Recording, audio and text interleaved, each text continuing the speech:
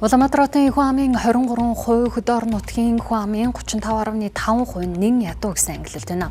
За тэд сард 530 мянган төгрөгөөс бага орлоготой гэсэн үг. За нэгээсэндээ Монгол улсад нэн ядуу 1 сая гаруй иргэн байгаа юм. Тэгвэл засгийн газар 5 мянган өрхийн амжиргааг дэмжих хөтөлбөр хэрэгжүүлэхээр болж за тэдэнд ажил олгох, газар эзэмшүүлэх, мал олгох, өрхийн үйлдвэрлэл эрхлэх, зээл тусламжуудыг үзүүлэх юм байна. За харин энэхүү 5 мянган өрхөд ямар айл хамрагдах вэ гэдгээд аймаг сумын удирдлагууд нь шийдэх юм байна. За үе үеийн засгийн газар ядуурлыг бууруулах амлалт өгдөг ч үнэн хэрэг дээр ядуурлын түвшин өссөн үү гэхээс буураагүй. Өнөөдрийн түвшинд Монгол улсын 3 хүн тутмын нэг нь нэн ядуу гэсэн ангилалт хамаарч байна. За өрх айлаар нь тооцвол 300 мянга гаруй өрх айл гэсэн үг. Харин үүнээс 5 мянган өрхөд засгийн газраас амжиргааг нь дэмжих цог зарах хэмжээг хэрэгжүүлэхээр болжээ.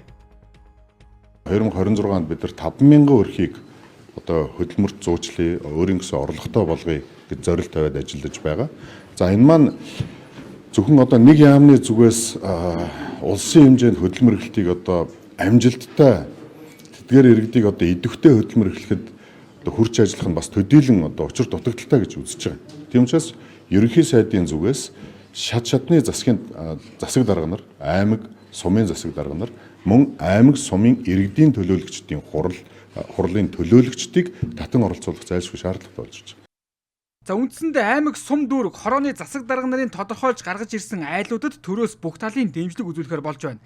Харин энэ өрхүүдэд ямар хүмүүс багтах вэ гэдэг нь анхаарал татаж байна. Тодруулах юм бол Абубакир сайд сонгуулийн үеэр саналыг нь өгүүлдэг иргэдээ орлоготой болгоход анхаарах учиртай хэмээн онцлон тэмдэглэсэн нь энэ хөтөлбөрт зорилттой бүлгийнхэн хамрагдаж чадах уу гэдэгт эргэлзээ дагуулж байна. Сумын төлөөлөгчд маань, аймгийн төлөөлөгчд, засаг дарга нар маань одоо тухайн сум орон нутгийнхаа иргэдийг одоо сонгуулийн үеэр л одоо хөдөлж авч санал өгүүлдэг болохоос биш тэр хүнийг би орлоготой яаж болгох вэ гэдэг дээр бодиттой санал санаачлаг гаргаж байна уугүй л бас учир дутагдал.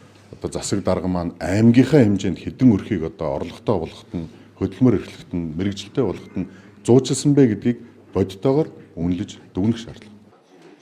За хэрэгжиж эхлэегүй ч зарлагдсан даруйдаа сонгуулөгдөж намын ухуулдагчдаа төсвийн мөнгөөр угжих гэж байна уу гэдэг хардлагыг дагуулад байна. За уг төслийн үр дүнг ажлын байртаа болсон хүний тоо, жижиг зээлд хамрагдсан өрхийн тоо, шинээр нийгмийн даатгалын шимтгэл төлдөг болсон иргэдийн тоо зэрэг бодит үзүүлэлтээр нь хэмжих юм байна.